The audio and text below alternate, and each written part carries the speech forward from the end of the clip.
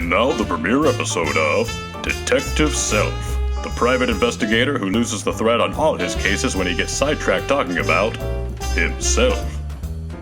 Today's case, Tracks to Nowhere.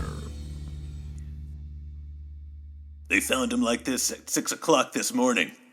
Tell me, Officer Nelly, what train runs on these tracks? The 298 Commuter Express. Ah, the 298. I've gone some mighty fine places on the 298. Why, I remember when it used to take a fella into St. Louis. I love good old St. Louis. My kind of town.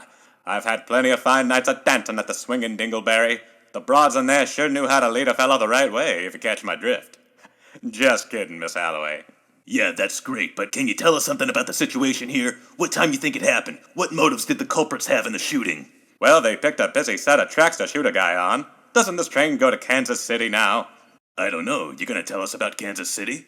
Kansas City. Fats Domino wasn't blowing hot air when singing about all the luster that place has. I can't begin to tell you the many fun weekends I've had in Kansas City. Then don't. There's a swing club I like to go there called the Silver Dodo Bird. The Negro jazz musicians really knew their stuff. One night they let me tickle the ivories, show them a thing or two. After I was done playing, the trumpet player said to the boy on the tenor sax, "This white man crazy." I knew that meant I played good enough to keep up with them. I always felt like I was one with the Negroes, as if, deep down inside, I was Negro too. This body's starting to smell. Detective Self, please, can you focus on the crime laying here before our very eyes? Absolutely. The crime is, it's been 3 years since I've set foot in Kansas City, and I'm long overdue for a night at the Silver Dodo Bird. What do you say, Miss Holloway? Care to spend a couple of days seeing your boss show his Negro side? Join us next time when Detective Self tries to solve who flashed the Warren G. Harding High School Girls Swim Team.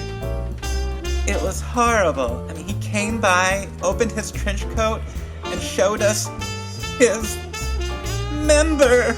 I see. You know, I used to compete on my high school swim team. I was all conference, too. 4 years in a row. The coach used to tell all the colleges about me. Did a stranger ever try to flash his genitals to you when you were on the swim team? I don't know. Does one's teammates and a friendly janitor count as strangers?